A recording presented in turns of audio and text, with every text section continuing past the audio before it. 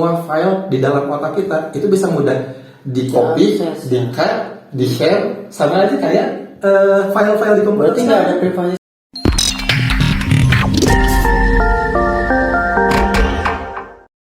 Nah, orang-orang yang berada di generasi milenial ini ternyata dalam data itu orang yang paling edik terhadap digital.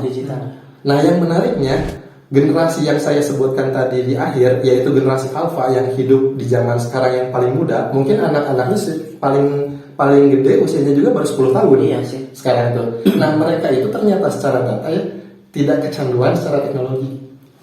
Tidak kecanduan. Ini menarik gitu datanya ya, yang sebetulnya kita anggap kan dia lahir di era digital, mungkin dia juga segalanya serba digital gitu, serba pakai teknologi. Nah, itu enggak. 50% kehidupannya dia lebih suka bermain, berinteraksi dengan dunia nyata, dengan sosialnya. Jadi anak-anak sekarang nih usia yang 5 tahun, usia 7 tahun, 10 tahun, kalau misalkan dia lagi main game yang online, dia main gitu. Ketika dia diajak jalan-jalan keluar rumah, dia langsung tinggalin. Langsung mau ya. Langsung mau. Karena mungkin belum kepikiran atau gimana ya. Entah itu dunia anak kecil, mungkin dunia bermain mungkin. Iya, mungkin seperti itu gitu. Karena memang dia lahir di dunia digital dan dia anggap mungkin ini saya lihatnya sisi fitrah manusia mungkin ya.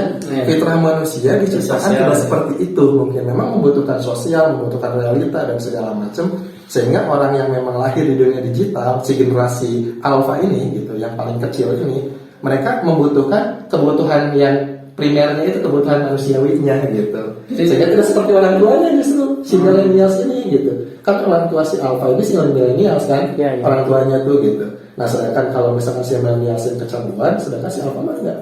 Nah, ini justru tantangan yang besar menurut saya gitu bagi para pencipta metaverse nanti gitu, para perusahaan yang besar-besar itu kan tantangannya di sana.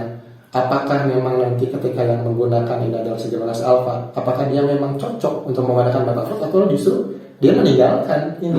Ini tantangannya gitu. Berarti masih dalam pengujian juga mungkin ya, karena pengujian juga. Iya, tapi mungkin dari penjelasan tadi minusnya itu lebih ke apa ya? Kalau misalkan yang terjadi, misalkan sudah terwujud itu mungkin lebih orang-orang itu lebih individualis gitu. Karena iya betul. Lebih banyak berinteraksi di dunia itu tadi. Betul. Pasti sekarang juga kan dampak dari sosial media yang berlebihan kita udah bisa ngerasain ya. Banyak terjadi kebencian, kemudian kehilangan sosialnya gitu, lingkungan sosial yang jauh mendekat, yang dekat menjauh gitu kan ya. Kita terkoneksi sama orang-orang luar negeri segala macam, tapi orang yang dekat kita nggak nyapa sama sekali gitu. Karena dianya diem gitu ya, diem di suatu ruangan, misalnya komunikasi di dunia maya serasa dekat padahal dia kayak nggak punya teman gitu ya. Seperti itu gitu. Nah, memang itu salah satu dampak negatif yang akan terjadi. Tapi kalau misalnya kita sebutin lagi dampak yang mungkin terjadi secara negatifnya, ini ada yang lebih besar lagi kan? Ada yang lebih besar lagi. Dan ini saya juga memikirkannya bakal ngeri. Metaverse ini adalah salah satu cara yang nantinya bagaimana setiap orang ini bisa terkoneksi secara real. Kalau sekarang kita berkoneksi itu secara data-data yang kita upload berarti berupa file gitu ya. Misalkan kita upload gambar, kita upload teks gitu kan, kita upload file dan segala macam. Terkoneksinya itu melalui jaringan internet. Nah, ketika di Metaverse, ketika nanti dikembangkan, ini yang pernah saya baca. Di dunia metaverse ini nanti akan terhubung dengan bagaimana otak kita itu langsung terkoneksi dengan internet. Nah, itu yang bikin saya ketawa-ketawa itu karena keseruan gitu. Jadi kita seolah-olah kayak punya dua dunia. Iya. Dunia nyata dunia yang virtual itu kayaknya seru juga sebenarnya. Iya betul, memang seru kalau misalkan kita katakan sensasinya ya. Cuman yang menjadi dampak yang berbahayanya seperti ini kan. Bayangkan sekarang kita nyari informasi apa-apa, contoh kita langsung searching googling di internet gitu ya, semua informasi tersedia. Nah, bayangkan ketika di metaverse nanti semua akses internet itu ada di otak kita. Jadi ketika kita berpikir saya mau nyari tentang Bapau misalkan, langsung ada di kepala saya semua data tentang Bapau, dan orang-orang yang punya informasi tentang Bapau di kepalanya terkoneksi sama saya. Misal Kang Febri punya informasi tentang Bapau di kepalanya gitu. Saya mencari informasi tentang Bapau, saya bisa langsung terkoneksi dengan otak Kang Febri. Jadi merasakan langsung sensasi atau sebuah pengalaman yang Kang Febri alami dengan Bapau itu gitu. Terkoneksi langsung. Dan yang menjadi masalahnya, yang kata saya tadi ngerinya ini, kalau misalkan sekarang juga ya di dunia digital banyak hacker. Iya. Kalau misalkan yang itu di metaverse itu terjadi banyak hacker dan segala macam, otak kita yang kehack. Otak kita kehack artinya semua pengalaman hidup Akang semuanya bakal bisa diambil. Nah, itu nggak kepikiran sih. Hebat juga ya. Nah, karena kan gini, kalau metaverse itu dia adalah sebuah dunia digital, bayangkan dunia digital itu berarti kan adalah seperangkat ya tadi digital tadi ya di dalam komputer misalkan. Jadi di komputer kita banyak file, banyak folder dan segala macam. Nah, yang tadi saya sebutin pengalaman saya tentang Bapau, misalkan pengalaman kakak tentang Bapau, saya bisa nge-copy itu. Saya bisa nge-copy. Artinya kan semua file di dalam otak kita itu bisa mudah di-copy, di-cut, di-share, sama aja kayak file-file di komputer. Berarti nggak ada privasi sama sekali kalau begitu. Betul, ya itu yang jadi masalahnya.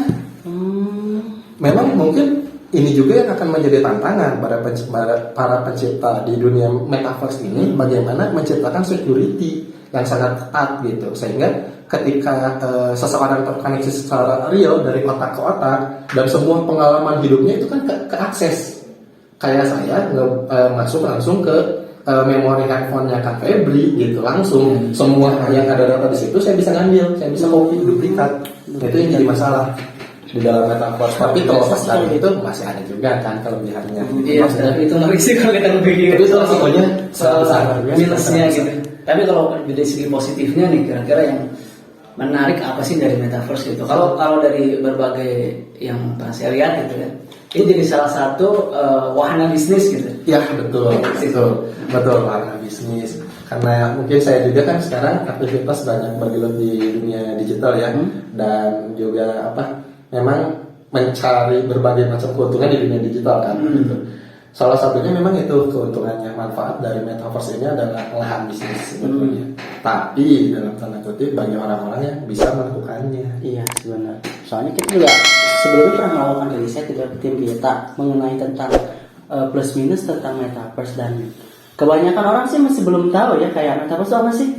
Padahal kayak garis besarnya ketika mereka membuka aplikasi sosial media kayak Facebook atau Instagram, itu di depannya udah ada lambang meta gitu. Mereka tidak menyadari kalau itu udah mulai masuk sih sebenarnya gitu.